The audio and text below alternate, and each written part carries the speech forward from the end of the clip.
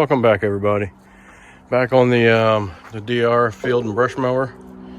I had to put new seals and gaskets in this motor. So I got that all done, got the motor put all back together. Got it mounted now today. I've got it mounted. I've got the new belt put in, which, by the way, the drawing says it needs a 30-inch belt. Calls for a 4L 300, and that is not correct. I ended up having to use a 34-inch belt, and that would give me enough slack to make sure the belt ran loose on the PTO part of the engine until you actually squeeze the handle and apply tension. And then I've got all of this to apply tension as I need it.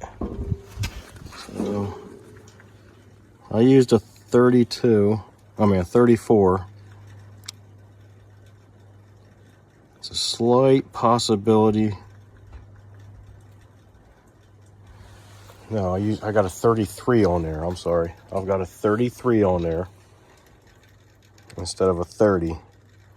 It's a possibility you might be able to use a 32, but I didn't have one to try it. But anyway,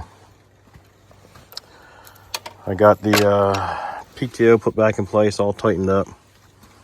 PTO cable and spring hooked back up.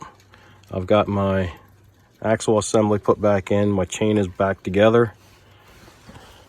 And my chain guard for the transmission drive, got that put back on.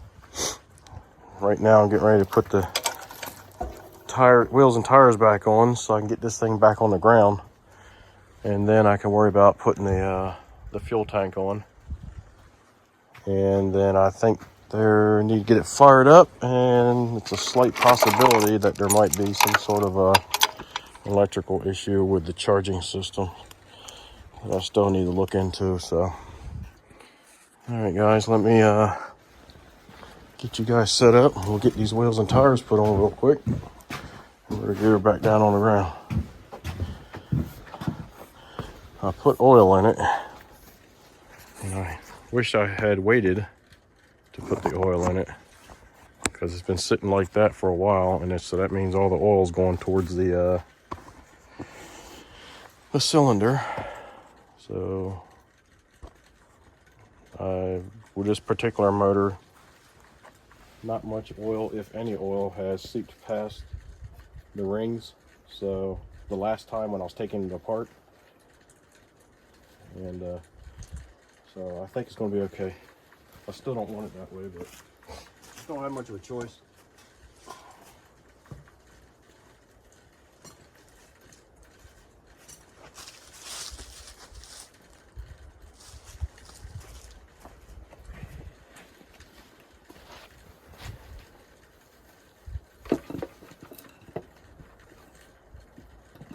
Get on there.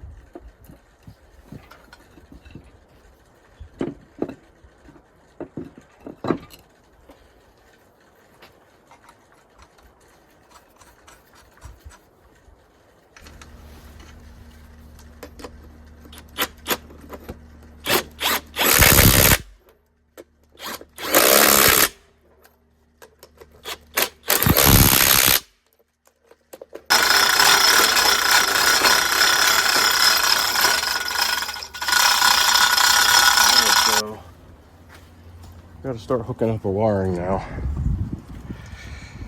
So let's see here. Battery be the last thing we want to hook up.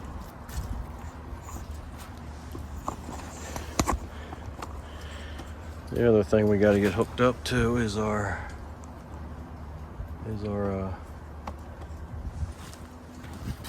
throttle and choker cable.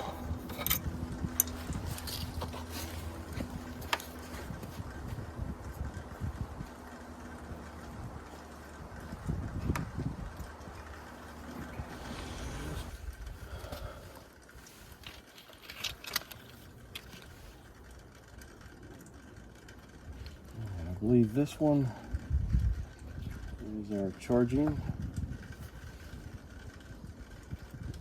I think that these two black wires would probably go together. And then I got to put my terminals here for the AC coming from the alternator.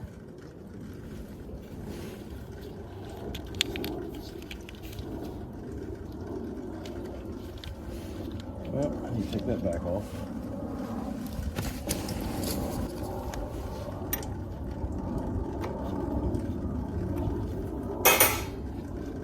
And your starter nut, you don't need to kill that either.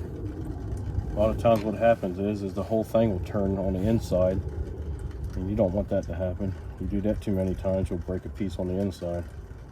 I've done that before. Nobody told me any difference, I just cranked on it. I didn't have that luxury. First of what I know, I did a lot of reading and learning on my own. My father-in-law helped me out a little bit, but he was mostly a diesel and automotive mechanic, which all that still goes right here too with small engines. It's the same. I think I made up a wire or something to go from here to this terminal over here on this side of the starter solenoid. That's the best I could find.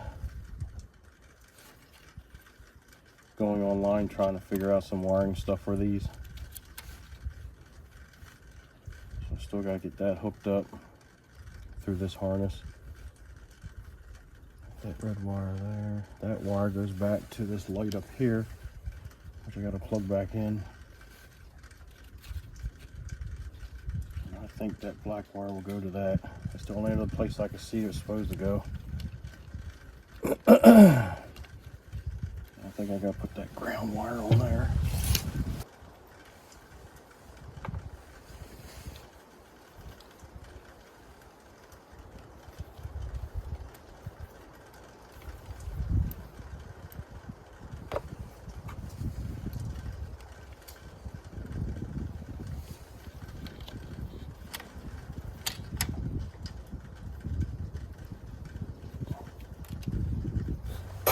This is wire here is our ground coming from our coils.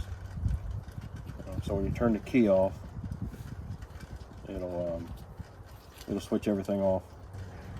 Well, one of the other things I had to do with the spring that was on here was totally rusted away. Just bits and pieces of it left on there. I got a spring kit. I didn't have one long enough, so I just put two back to back, and that works the way I need it to. Before it would just come back and stay back. Now it pushes back forward. So,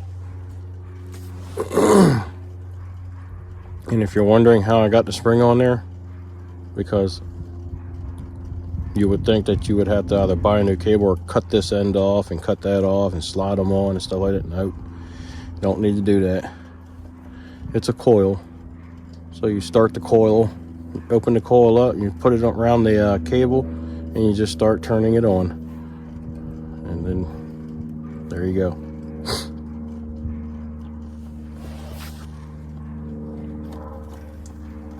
So just a little tip for you. All right, guys, let me figure out a little bit about this wiring. I think I made a wire up to go from here to there.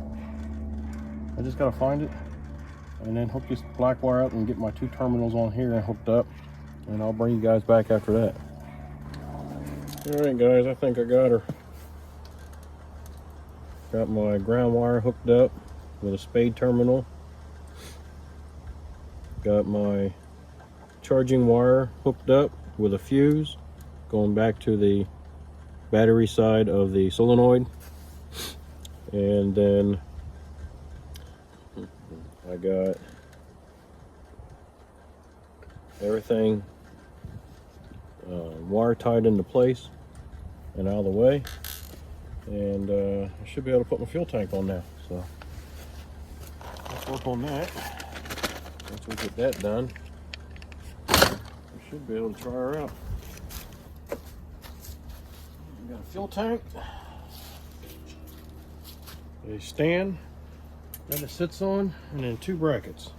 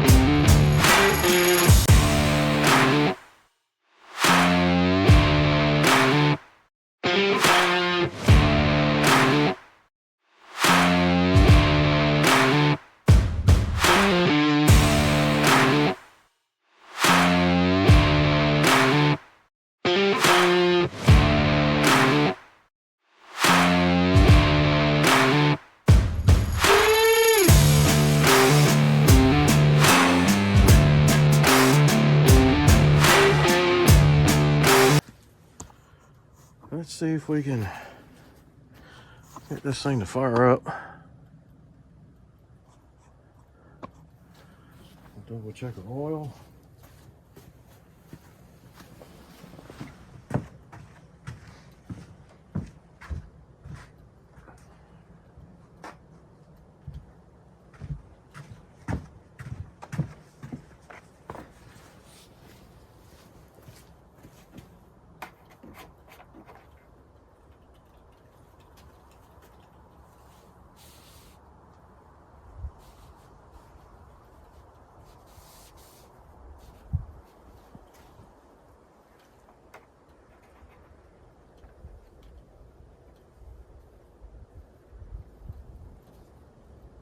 Yeah, that looks good.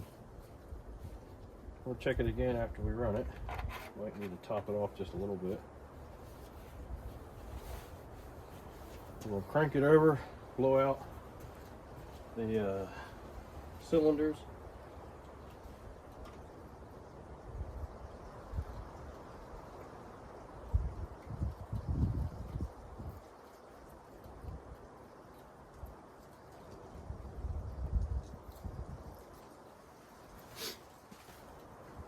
Let's see what we got. Oh, that's a good sign.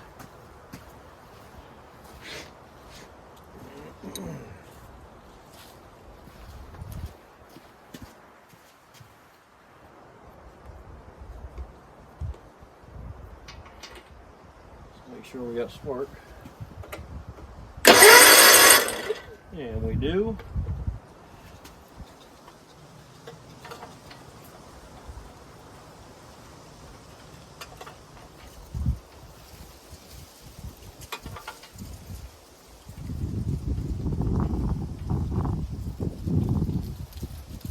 Somebody had put little small 2-stroke plugs in this thing. And it's supposed to have a J19LM. Alright. Let's see what we have.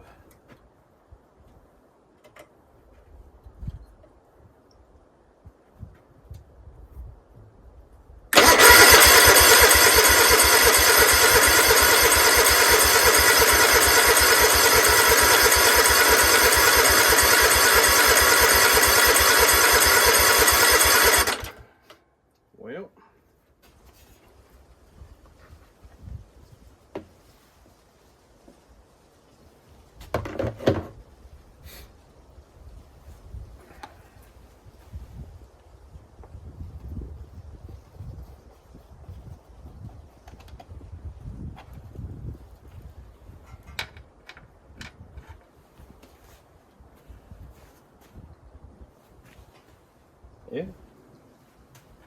Yep, it's working like it should. We'll leave this off for the time being.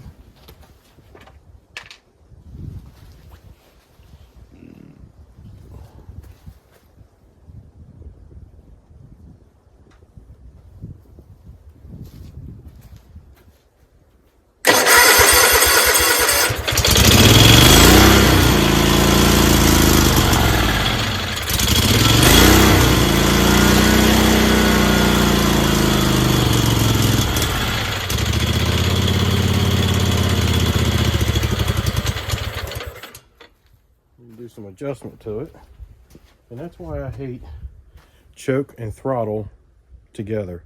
Choke and throttle should always be separate as far as I'm concerned. Because when it's cold like today, you need a little more choke for a longer period of time than you would on a nice warm day. Nice warm day, you shut it off pretty much immediately. But today you might even go half choke. So I'm not able to do that. But go for half choke for a couple minutes and good to go.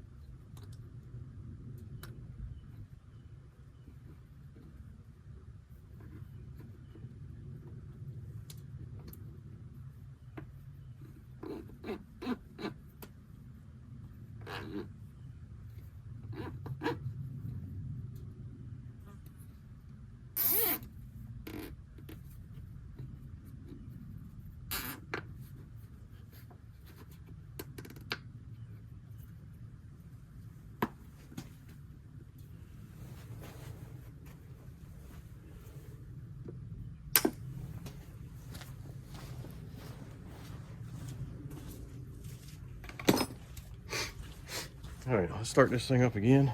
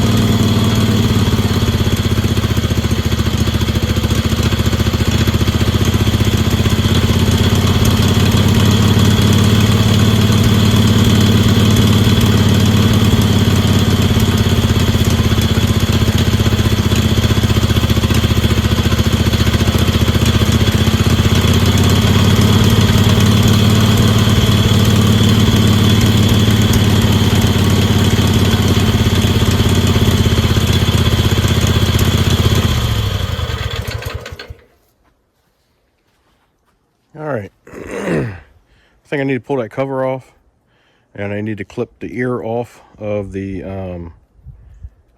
idle speed, because it wants more fuel on the idle, and I can't give it anymore because of that ear on there.